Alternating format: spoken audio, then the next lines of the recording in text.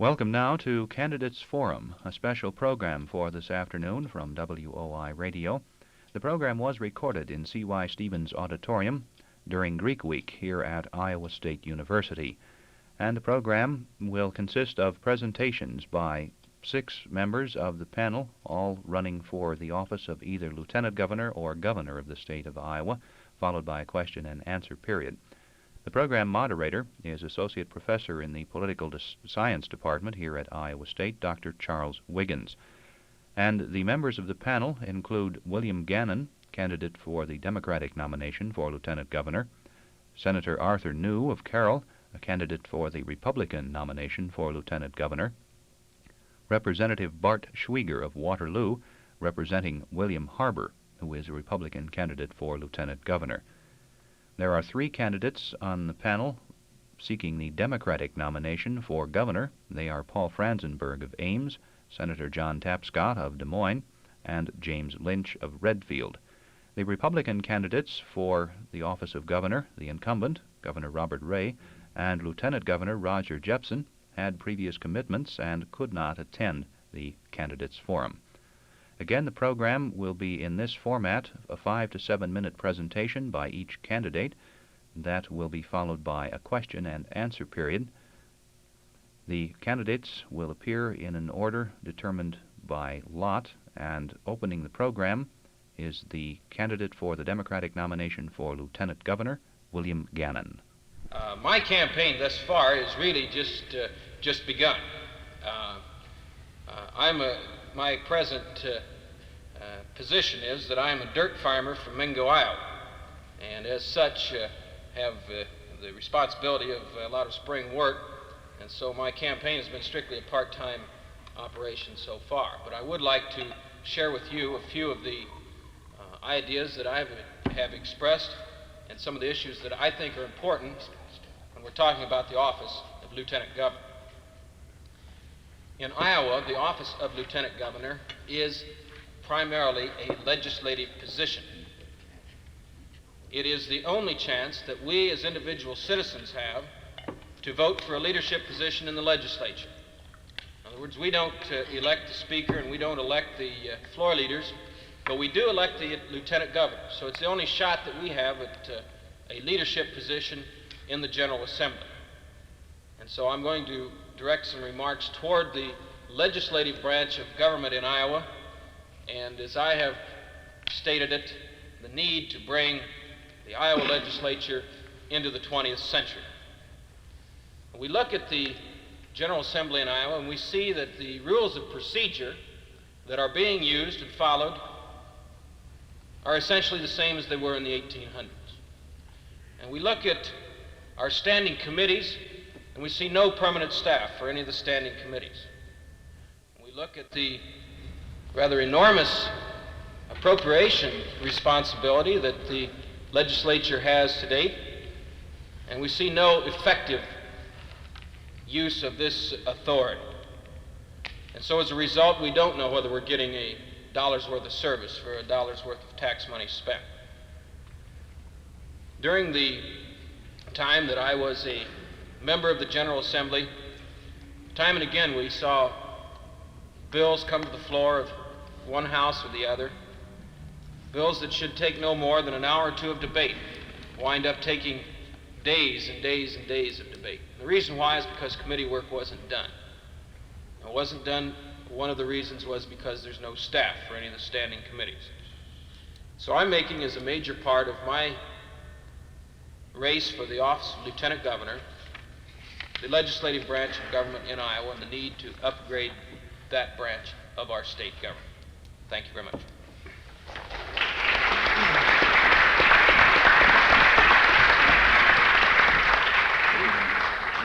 Drawing number 2 was Paul Franzenberg.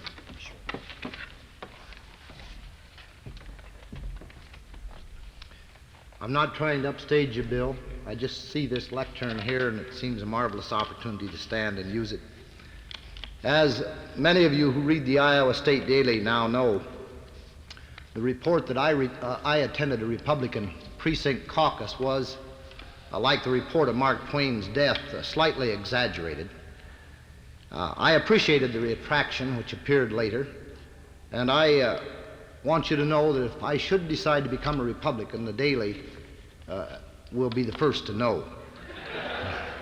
I hasten to add that such a move on my part is highly unlikely.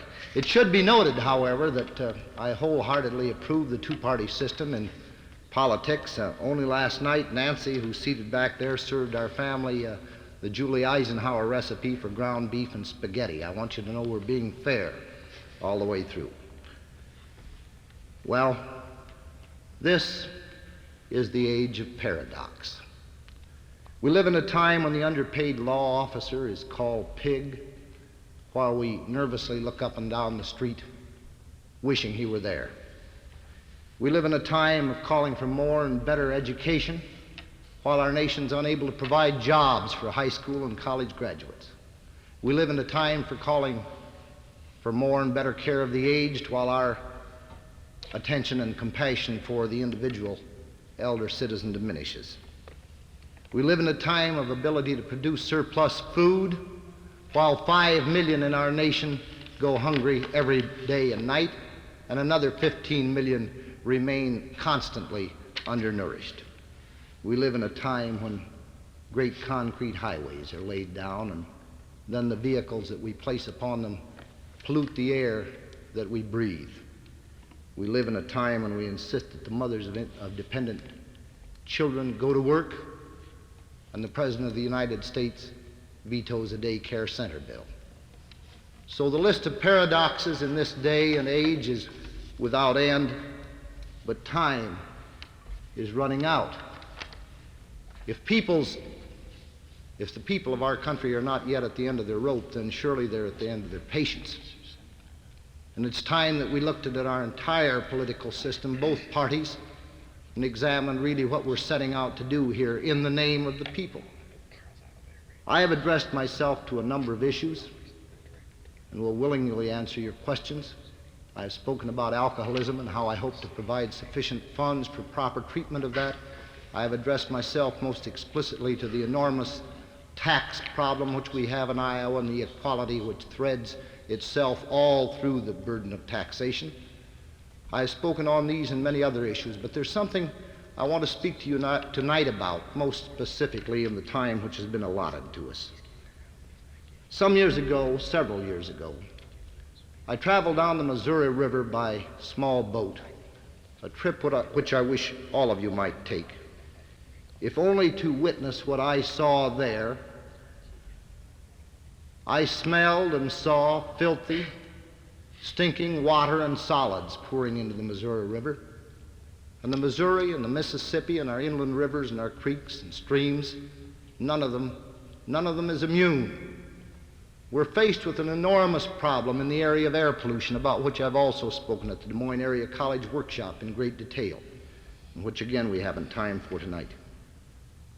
But we should all be deeply concerned. It was Joseph Pulitzer, you may remember, the man who was awarded the Pulitzer Prizes in journalism, who one day looked out his office window and determined that something had to be done.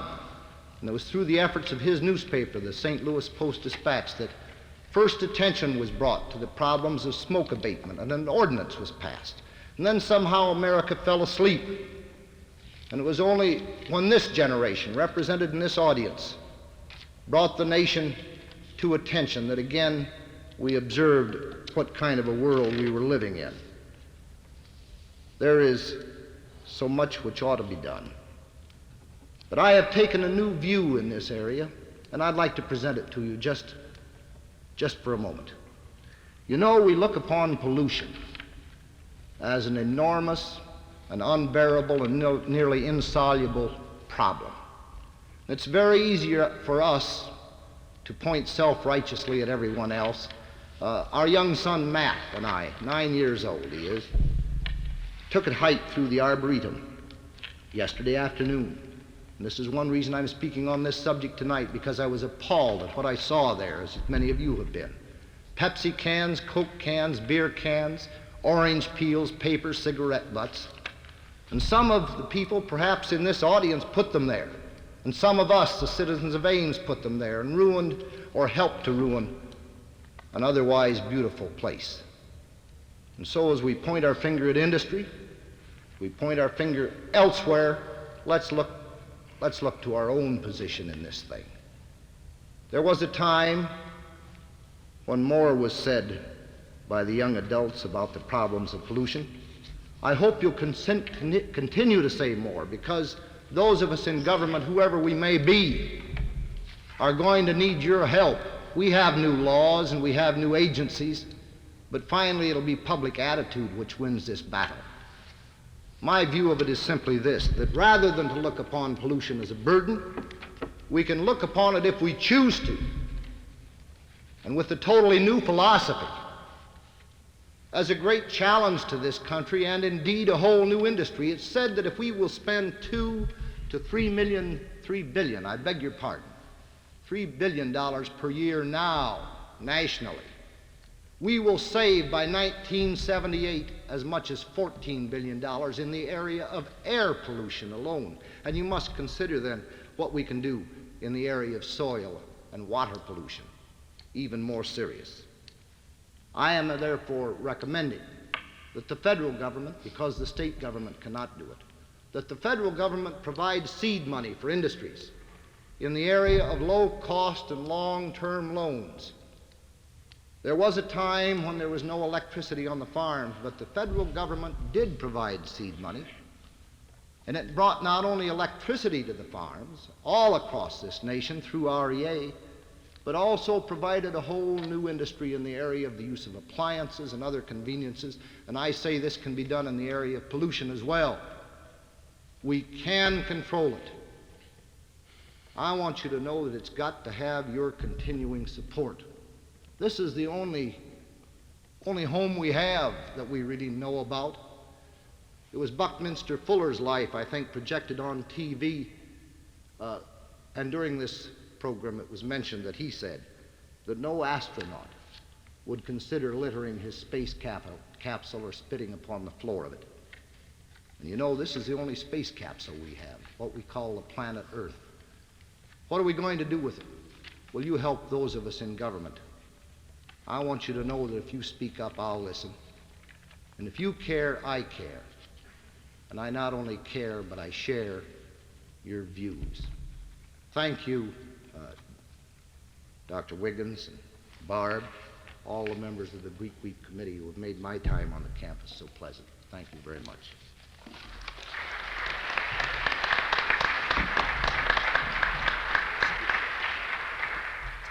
Next up in the draw was Jim Lynch.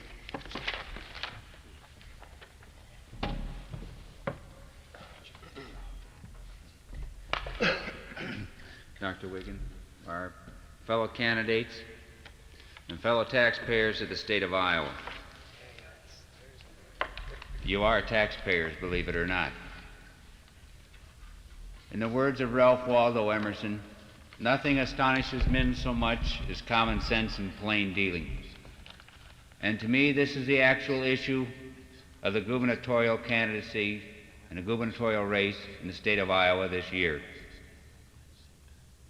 I'd like to briefly go into what I consider 5 basic points. The first one, to me, is at the heart of the issue, and that is actual and honest tax reform. Our present administration, and I say this from a speech that was given in my own home county 2 weeks ago, Dallas County, by our present governor, stating that the Republican Party and Republican administration needed no defense. And my answer in that same paper was, when you do nothing, what have you got to defend? In the area of actual tax reform, the present administration was elected on the basis of not raising your income tax, or any tax. Yet, in the very words of our governor, less than 2 weeks ago, he stated that per capita, the taxes in Iowa raised 1.4%. That is far from being nothing. And when you compare that with your last year's income tax schedule to this year's income tax schedule, you'll find out again that they're not the same. Actual and honest tax reform is the primary issue. For without this, you have nothing. The second issue to me, and which has been portrayed by the present administration, is their economic report, their achievements while they've been in office. And I ask you to point to some of those achievements. It was a nice report. It looked nice, it printed nice, but what did it actually say and what was actually accomplished by it? How many of these points were actually adopted and put into law? They talk about economy, and I'll use a darn good example. In the Liquor Commission, there's a liquor store, there's several of them around the state. Some of them are grossing over $1 million a year. A couple of three are grossing over $2 million a year. Yet, the liquor store that grosses this amount of money, those managers are paid less than $9,000 a year to manage it.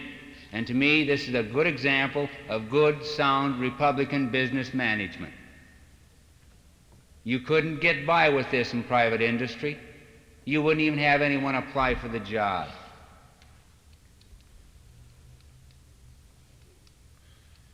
Education. I believe that our educational system should not only teach us how to make a living, but how to live for ourselves and for our fellow man. It is time that we turn education to the point that we teach what you can do and what you can't do. And don't be ashamed if you can't do something. There's a lot of politicians that will tell you they can do everything, but I've yet to meet the man who can. The idea is that you find out what you can do and you do it with everything that's in you, because that's how you're going to contribute to society and that's how you're going to make your living. I believe that the paycheck is the answer to the unemployment check and the relief check. To accomplish this, we need jobs. I think it's about time we started processing just what we produce here in the state of Iowa. Why do we export 1/4 of our corn crop every year? Why don't we start processing just what we are producing here in the state? Giving jobs so you'll have a paycheck. If you have a paycheck, you aren't unemployed and you aren't on relief. I think it's our obligation for food and shelter for our senior citizens 365 days out of the year, not just on Thanksgiving and Christmas, so that we can have a picture of the governor's mansion and 35 or 40 people sitting around at a nice decorated dinner in between the football games on our TV sets. That's not meeting our obligation. These are the people who have brought this state and this nation to where we stand today. And to me, this is our obligation to see that they do have food and shelter all year long. I think one of the most overriding issues is actual honesty in state government. So once again, you as taxpayers and me as a taxpayer can actually and honestly believe what our elected officials are telling us without looking in a dictionary to find out how many meanings of the word that they're using there is, and then see how it's used in the sentence. When someone says something, that's what it should mean. We have a good example in which you are probably more interested in than many people. They call it the 18-year-old rights. I call it obligations, because I think it's about time we switched from this thing of what is my right to what is my obligation. As an individual, if individuals exercise their obligations, you have your rights.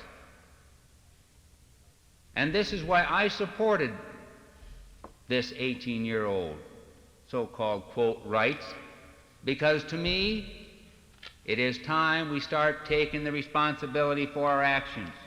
So no longer when we have to face the police judge or someone else for doing something that we can crawl home to mom and dad. We stand on our own 2 feet for what we did, and we take it. We answer, not somebody else. And I think it's about time we stopped accusing everyone else for our own downfall. Let's not only have honesty in government, but I think it is time that we all, as individuals, face up to it and be actual and honest with ourselves. For if we can't be that, how do we expect someone else to be? With that, I want to thank you very much for the opportunity of being here. I appreciate it very much.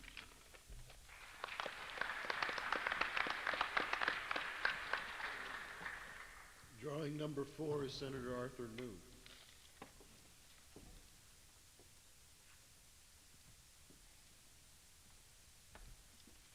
Thank you, Professor Wiggins. We're trusting that whatever we say tonight won't be included in our next rating by Mr. Wiggins. You know, he rates the legislature after every session. That's what he calls it. It's a pleasure to be here, and some of us were a little late. We couldn't find parking facilities. I am glad to see you're all so interested in politics, and particularly state government. Since I'm running in a primary, it sounds like everybody that preceded me wasn't. But since I am, I think I'm going to restrict my remarks to the primary. And once that's over, if you want to have us back, then we'll talk about the general election. But I think that you ought to look at the candidates in the primary. So far, I'm not sure that you have really heard enough that you could make much of a choice. I would hope that maybe your purpose in being here today is to try to find out the differences between the candidates that are opposing each other in the primaries, and with a view toward voting for the one that comes the closest to what you think is right. Now, quite obviously, anybody running for lieutenant governor is going to preside over the Iowa Senate and have substantial power over the direction that the Senate takes and over the type of legislation that the Senate will pass and on to the House. With this regard, that's what I want to concentrate my remarks to. It's for anyone who served in the legislature, and particularly in the Senate, since that's what the candidates for lieutenant governor will deal with. I think you can look at their record and get a pretty good idea of where they stand on most issues that have come up. The legislature, in my judgment, has always left room for improvement, to say the least. There have always been things that should have been done that weren't done, and I'm afraid it'll continue. So it's a matter of degree how effective any one of us would be in that position. And I don't mean to say that were I elected lieutenant governor that you'd find a perfect record. I'm sure that wouldn't be the case. I'd have my shortcomings, and there would be things that I'd believe in that probably wouldn't pass. But I do think that several things are important. The leadership in the legislature should determine priorities. And I think in determining priorities, the majority party leadership should try to work them out with the minority party leadership with an attempt to expedite the passage of bills that everybody feels strongly about as rapidly as possible with a minimum of partisan bickering. I also think that the legislative leadership should work as close as they can with the governor, regardless of who he might be. A recent example, of course, was the leadership in the legislature when they announced the primary. They wanted the primary date set back to September without ever clearing it with the governor. I think this was bad, and this would not happen if I were elected. These things would be worked out with the governor in advance, and it would be true, as I said, whomever the governor would be. One of the things that I think would strengthen the structure of the Iowa government would be to have the governor and lieutenant governor run as a team. The governor, the gubernatorial candidate for each party's nomination would be selected in an open primary, and in the party's convention, the convention would then select the running mate to run with the gubernatorial candidate. The idea being that the governor, I think, should have a lieutenant governor who would be committed to carry out the governor's program in the legislature. The way our structure in government is set up, it's almost as if it were designed to pit the legislative body against the executive body. This would be one of the things I'd like to change. Another area of the legislature that could be improved substantially would be the appropriations process. Now here again, I realize this isn't as exciting to many of you as other things, but on the other hand, when you complain about not getting enough money or that the money that we do have isn't allocated with a proper view toward the priorities, you're probably right, but it's the system and the functioning of the legislature that causes it to be allocated in sometimes rather foolish priorities. I think that part of it can be cured simply by the personalities that are named to chair appropriation committees. I think, for example, legislation that's pushed in many instances by people who chair appropriations committee to shift funds after appropriations have taken place from one institution to another should be discouraged. And people who advocate this shouldn't be chairing appropriations. I think that the appropriations process has never functioned very well, and that's true under both parties when I've served in the legislature. The bills, we fool around for the first half of the session, then toward the end of the session we become a little bit frantic, and then the bills start pouring out of appropriations late in the session, and the average legislator, even many who serve on appropriations, simply don't know the details behind the bills. It's not the legislator's fault because it simply piles up on you too rapidly. And even the people that serve on appropriations are assigned to subcommittees, and even if you master your subcommittee's appropriations, you've still got problems being that knowledgeable with the rest of it, the other subcommittees. And this is a technical field, but it's one of the most ineptly handled areas in the legislature. I would be very careful when I selected the chairman of the Appropriations Committee in the Senate, and needless to say, he would probably be different than the one who's presently serving in that capacity. I don't want this to be a reflection on him, because once he indicated he didn't want to serve again, and I would only take him at his word. I believe he yelled it. There's also an attempt, and I think, and this isn't anything that's attributable to the members of any one party. I think that there are people in the legislature in both parties who would love to see the people interested in education in Iowa divided, to pit the private colleges against the Regents institutions and to pit the Regents institutions against each other. I think we saw it in the 1971 session, we saw it in the 1972 session, and if you don't have the proper leadership in the legislature next time, you'll see it in the 1973 session. The view, of course, is to split the forces of education in the state as much as possible, and thereby hope to, with them divided, that there'll be less, the money, that would just simply provide less funds. I think that's I saw it in 71, and I'm even more convinced in 72 that this was the purpose of some people. Next session is going to be, there's going to be a shortage of money, there's no doubt about it. We're not going to have enough to make everybody happy, but I do think that we have to do the best with what we have, and we have to allocate it rationally with some idea to what the priorities. Therefore, I think such things as helicopter pads may have to wait until a more important date, but this is all a question of priorities. I do think that you've got a choice in both primaries. I would hope that you would vote in the Republican primary, and I would hope that you would see to it that you have a rational choice for your interests in the general election. I've, as I said, restricted my remarks to the issues in my party's primaries, and I think that's what you should be here for today, largely, to determine what primary you're going to vote in and then decide what your choice will be in that primary. Your vote counts for much more in the primary than it does in the general election. There'll be far fewer vote, and you can see that the interest isn't all that great. Appreciate being here, and thank you.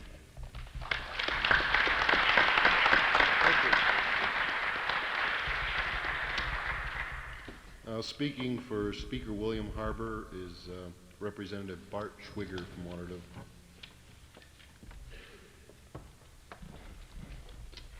Thank you, Professor Wiggins, Barb, distinguished guests. I suppose I should start by making some comment to Art. He has impugned the senator from my home county, but I would rather stay away from that. As Art knows, my feelings in that regard as to that individual. It's a threefold pleasure for me to be here tonight. I am an alumnus of Iowa State, also as a member of the Greek system when I was an undergraduate here, being an AGR. And also it's a pleasure for me to be here on behalf of an individual that I feel has outstanding leadership, Bill Harbour. As you know, Bill, earlier this week, had a gallbladder operation and is hospitalized now and will be for several weeks, as I understand. And hopefully before the primary election, he can get on the Iowa State campus and talk to you and meet with you individually. I'm also gratified to be among such distinguished guests as gathered here. More than pleased to be here, as I've already said. This is an election year, and I assure you there has seldom been as much interest in the political arena, surely never anymore. It is an election year that finds state and local officials forced to be aware of national issues as well as state issues. It is an election year in which the citizens of Iowa can and must take an involved posture to ensure that this state government is a reflection of their desires and needs. To ensure that this state government will remain responsive and approachable to every individual in the state. To ensure that proven leadership will be rewarded with the ability to continue in that role. Also, this is a year of criticism. That in itself is a bit frightening, yet it is also exciting. Good, honest criticism that is well-informed and good intention is the backbone of our governmental and political process. It is the spark that keeps the engine of government turning. Indeed, criticism is most often a good thing. Why then has the word criticism come to bear an evil tone? Why has the word criticism come to be grouped with words like attack, destroy, shame, and the list goes on? The answer to this question is simple. Criticism has been prostituted to fit the occasion, no matter how worthy or unworthy the intention. When you hear criticism in an election year, you must keep a watchful eye on its tone and content. You must keep a watchful eye on its source. And above all, you must take into consideration what the critic has to gain or lose by his rhetoric. For example, please remember, the minority party is in a natural role of a critic. In short, when you are confronted with the rhetoric from the minority party that would aspire to convince you that this has been a bad year for Iowa, consider the source. The source is not in the position of taking the responsibility for the actions that may have been a mutual effort on the part of both factions. I think this should be considered when you look at any issue. Majority party is left with the burden of justification, explanation, and in short, the responsibility for the success or failure of any given session of the Iowa General Assembly. Minority party will tell you that a great many important issues were never covered during the process of the session. It is true, not every important issue was covered. We could be in session year-round, and the priorities of the state of Iowa don't justify that to be our situation. We haven't time to discuss fully all the issues that the General Assembly could or should consider, but no doubt most of these will arise and be aired throughout the campaign. And when they do, keep a watchful eye for that broad, bold line between cheap attack and constructive criticism. As a member of the Iowa legislature, I'm proud to have been a part of the last session, and I'm also proud to have worked with many of the men and women who were members of the General Assembly. It was the kind of a session, because of leadership, particularly in the House of Representatives and in Speaker Harbour, that resulted in a quick, swift, constructive session, enacting legislation that modernized state government. Bill Harbour has adopted a slogan that he is going to use in his campaign. The slogan is, "He is tough, he's fair, and he's been there. Campaign slogans tend to be a dime a dozen, but this slogan of Bill Harbor's, "To one who knows Bill personally," fits very well. Bill is tough. For as long as I've known him, he has been a strong-willed man who, once he makes up his mind, carry out a course of action for the citizens of the state. What better example could you want in the position of lieutenant governor? Bill Harbor is also fair, ruling on controversial parliamentary maneuvers in the House. He has distinguished himself among speakers in the House of Representatives as far back as people can remember as being one of the most fair there has been. He also has been in state government for a period of approximately 12 years, 4 years also in the Senate, the longest term of Speaker of anybody in the Iowa history.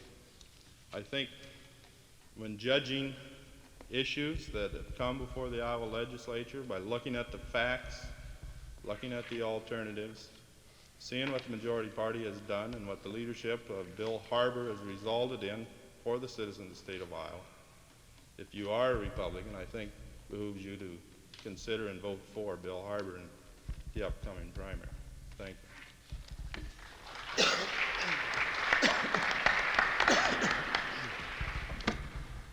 Last but not least, Senator John Tapscott from Des Moines.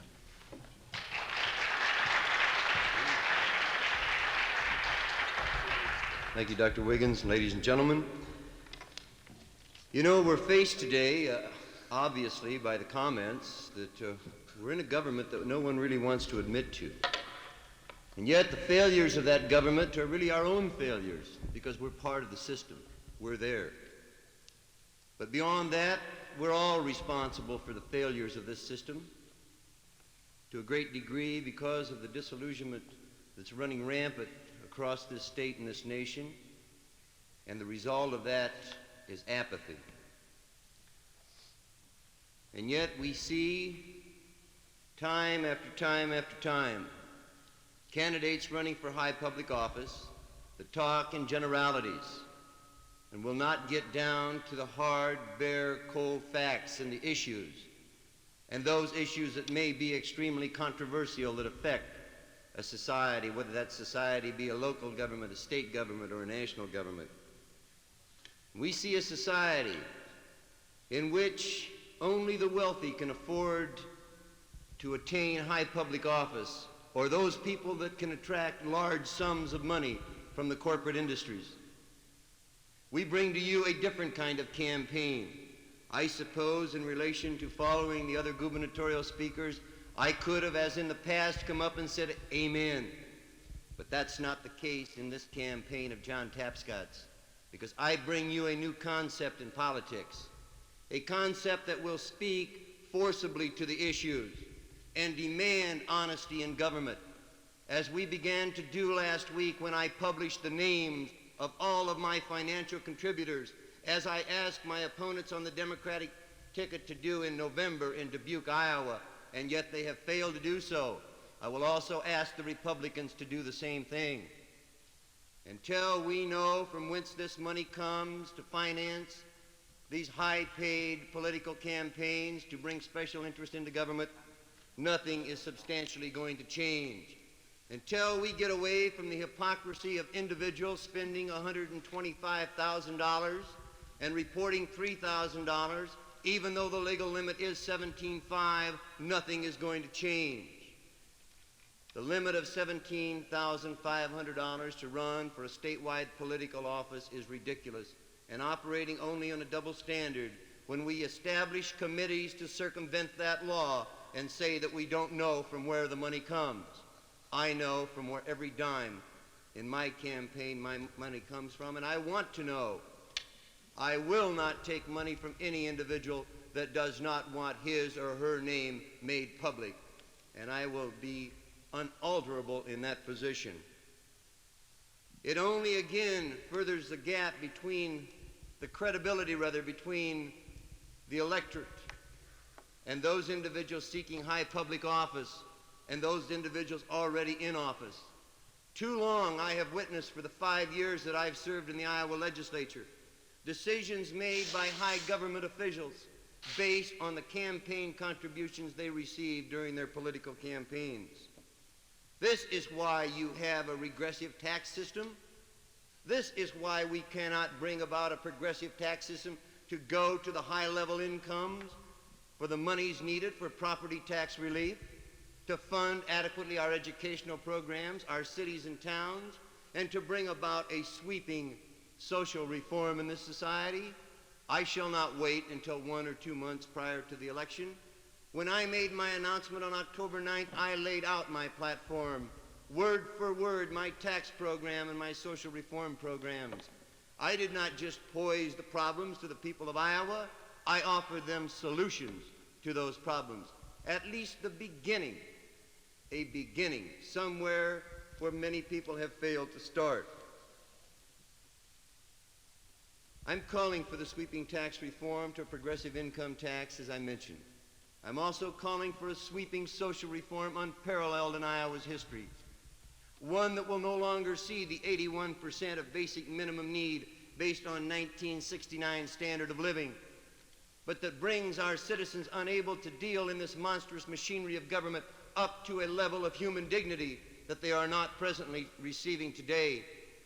Think of it in 1972, and Democrats as well as Republicans have controlled the State House in the past, but we are still providing only 35 cents an hour for the care and keep of an indigent elderly citizen in a substandard nursing home. As I've traveled 27,580 miles across this state and witnessed the insensitivity of government to meeting these basic needs, and to see elderly citizens fed at 4:30 in the afternoon, put to bed at 6 o'clock, so that those nursing homes may reduce their staff, then I wonder really where our priorities in this state are. And the fact that we have still not provided daycare centers, I will ask for daycare appropriations to supplement the WIN program in this state, to begin the de-escalation of those who can get off of the welfare rolls rather than the perpetuation of those already on the welfare rolls. I spent again today 8 hours and 30 minutes to be exact, in the Fort Madison Penitentiary, as I did on January the 22nd. Not only with the management of that institution, but with the inmates. And I'm calling for a comprehensive penal reform system, the closing of Anamosa and Fort Madison, and the establishment of area correctional centers with comprehensive rehabilitation programs and halfway houses in conjunction, so that those inmates with serving time on lesser felonies can be part of the work release program and participate in the furlough program, so that they may keep environmental ties as close to their own home communities as possible. And we are talking about the drug issue. We're not going to wait to ride on the coattails of someone to say, I agree with him.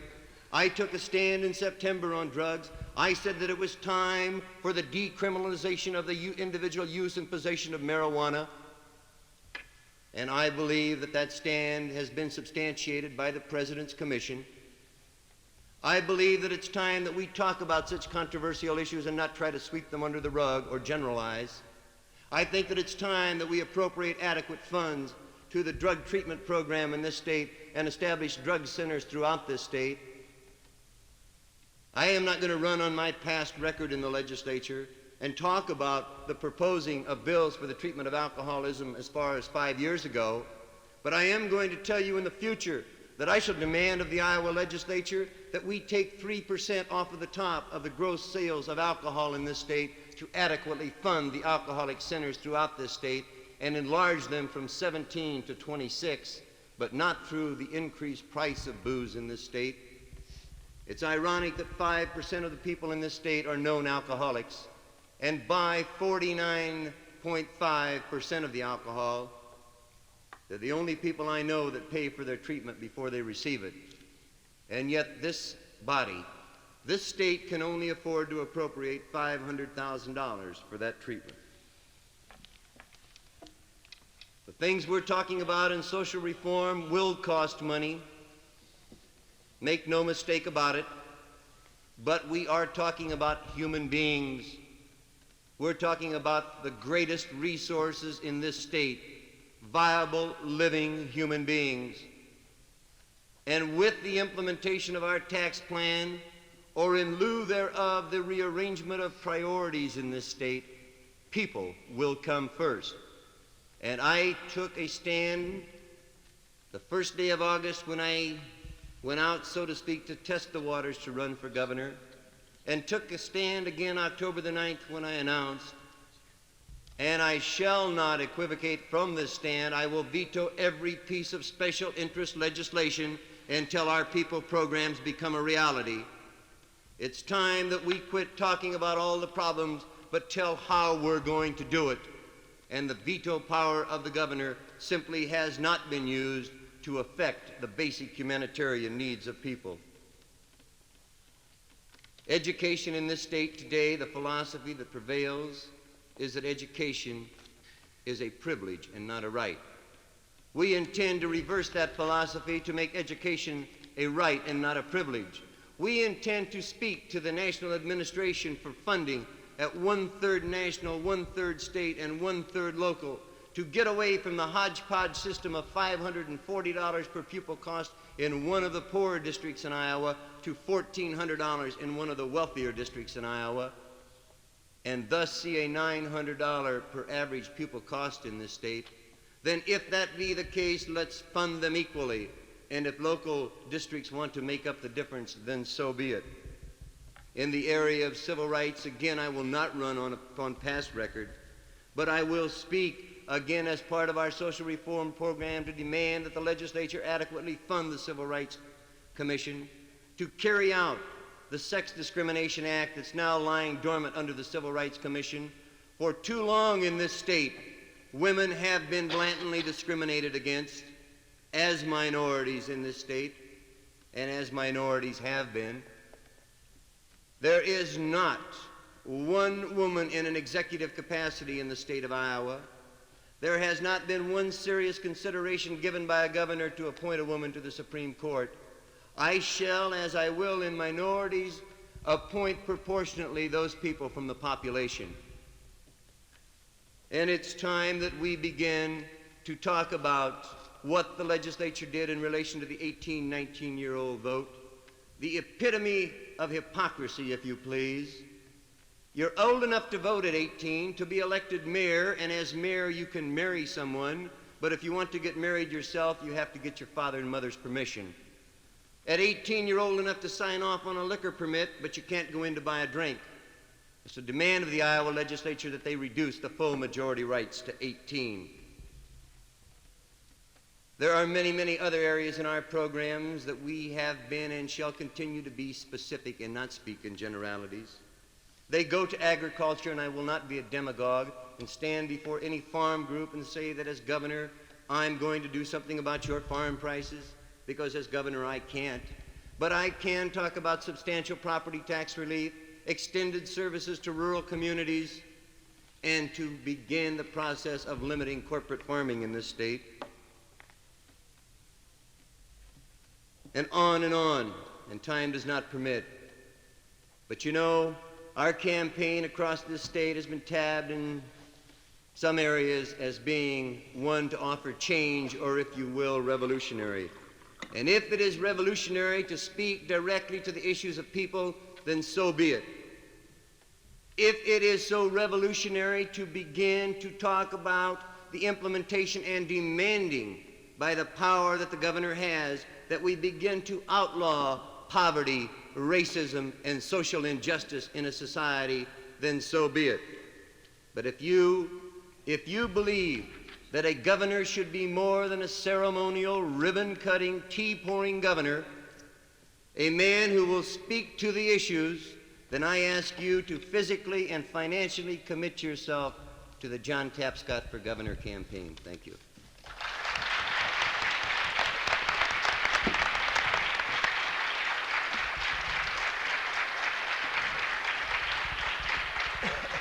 Thank you, Senator Tapscott. Before opening it up to questions from the floor, I've been asked to announce that a voter registration booth is in operation at the back of the auditorium. I will encourage all of you who not registered to vote yet to sign up at the booth. As far as the ground rules for the question and answer period are concerned, all that I ask you to do is to raise your hand, be recognized, stand up, indicate to whom you are directing your question, which one of the candidates or which one of the candidates up here, and then state your question. I will try to repeat it for the rest of you who might not be able to hear it. Okay? So.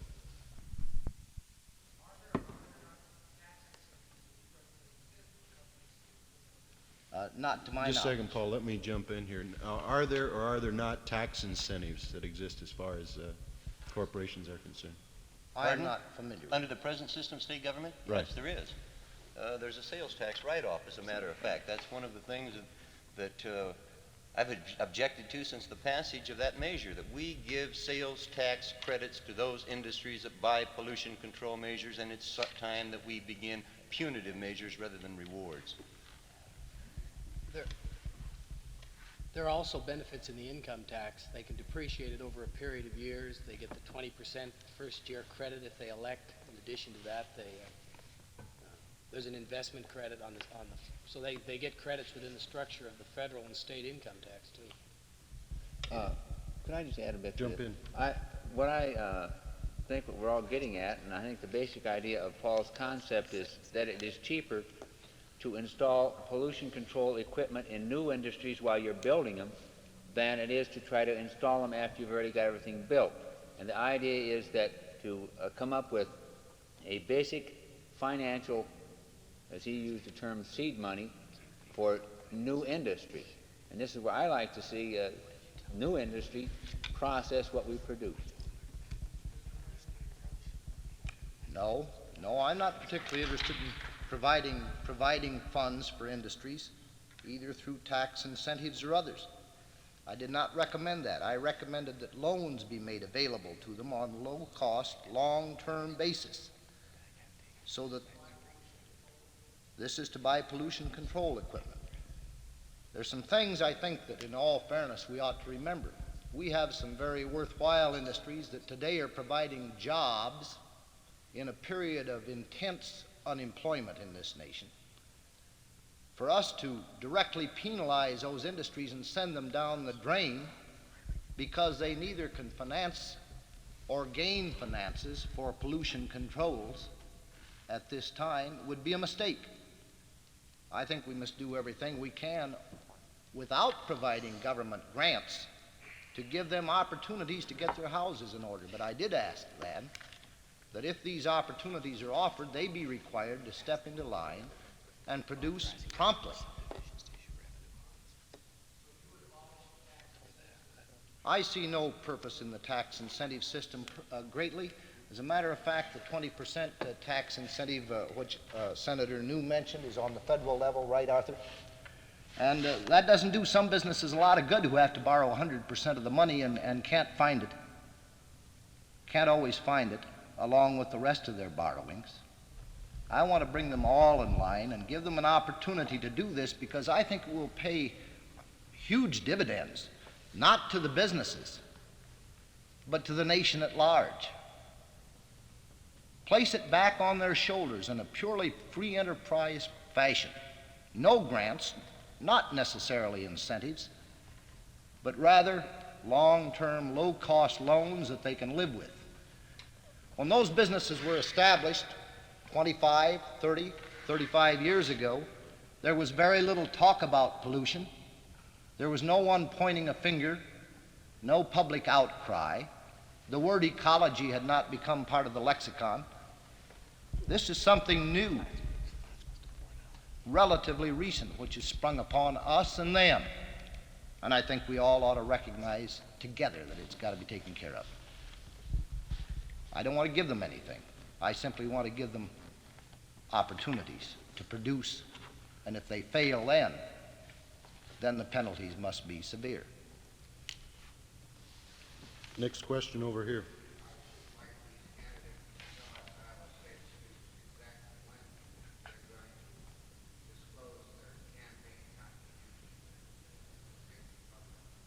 question was, when is each one of the candidates going to disclose his campaign contributions and make them public? I should like to include Speaker Harper in that, if that is the Speaker. Would you prefer that we start on the right or the left, Jim? Good start. Could I have the question repeated? This young student over here from Iowa State wanted to know when each candidate is going to disclose his campaign contributions so that he can put it in the Des Moines Register. First of all, I can't disclose anything until I get some.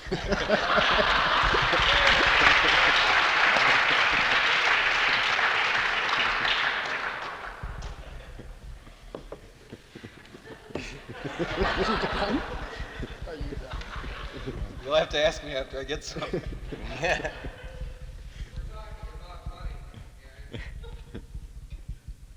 Yes, and you asked me if I was going to disclose my campaign contributions, and since I don't have any yet,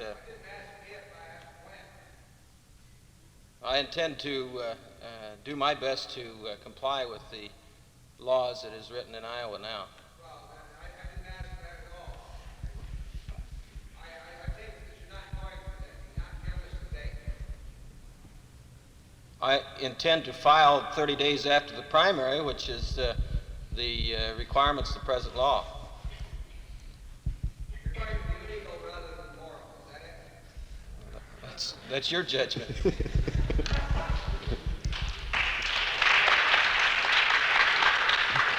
Senator New? I will file a statement that goes beyond what the law requires. I'm not going to list every contributor. I'll list the gross amount of cash that I receive, and I'll list the expenditures. And I'm perfectly willing to admit that I have accepted anonymous contributions. I come from a district that has a lot of Democrats in it. I do receive money from them, individual contributions, and the understanding is that you don't report it. I can see, and I would file a statement giving the amount I've collected up to any certain date if I could be assured that my primary opponent would do likewise. But I'm not going to show how much I've collected at this point or at any other point prior to the primary unless there's a joint agreement between Mr. Harbour and myself. Why? Well, because I don't want him to see how much I've got, and I'm not going to tell him how much I've got unless he tells me. I will. After the election, I'll file my gross, and if you can get the other primary candidates running for lieutenant governor to do it, I'll share it with you before the primary. Will you swear your statement before a notary, Senator? Will I swear my what? Your statement. Will you swear your statement before a notary? You mean what I just said? Yes. If my word isn't good enough for you, then that's too bad. I would say if you can get the speaker, and if you can get Bill here to put it up, I'll put up my gross amount and the amounts up. We're talking about it. Well, okay. I told you what I'll do. The other thing, Jim, is that it's expensive to advertise in the media. You know that as well as we do, and we don't get any preferential rates. We get charged the maximum rates, and it's darn expensive to run it statewide. Now, I'll be willing to. I'll go way beyond the law, and I'll file the gross. And if the law is changed, I'll file the individual contributions, and I'll file my expenses. And I think that's farther than most of them have gone. Bart? Well, I'm in a little difficult position to speak in behalf of Bill on this particular subject. I haven't visited with him concerning it, and not in a position to give a sworn statement on his position or any such thing, but I think that's all I can really say. Okay. Paul? Mr. Flansburgh knows where I stand, but the rest of you do not, so I'll tell you.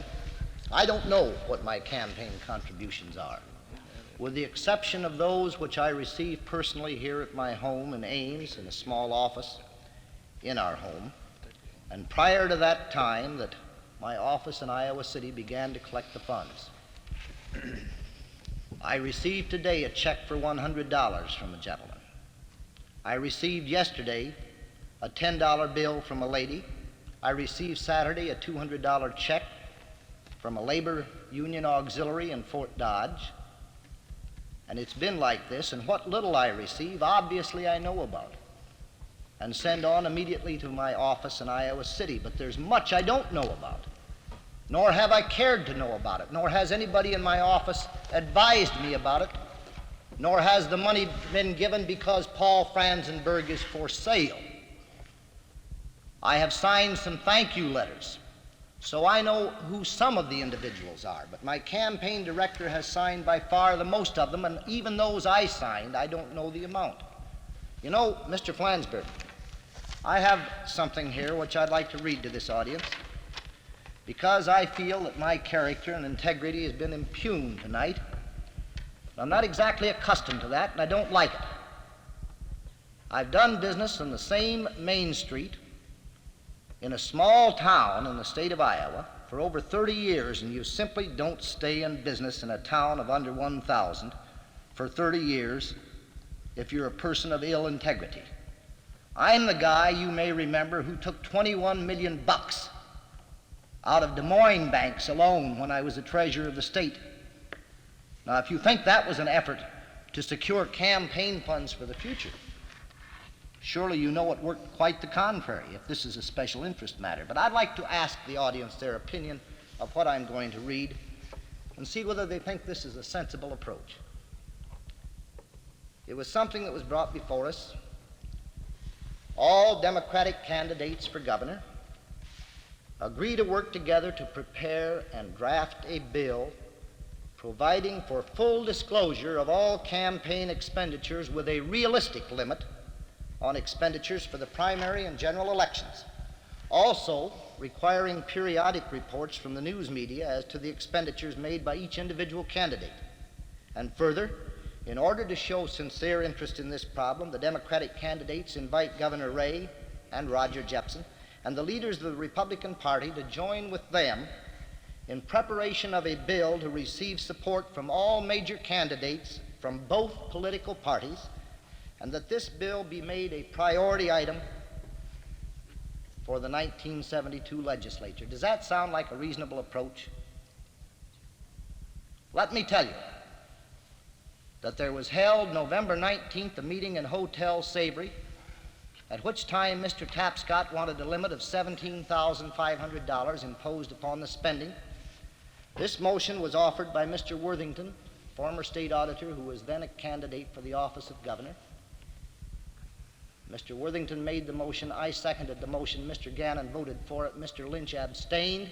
Mr. Tapscott voted no.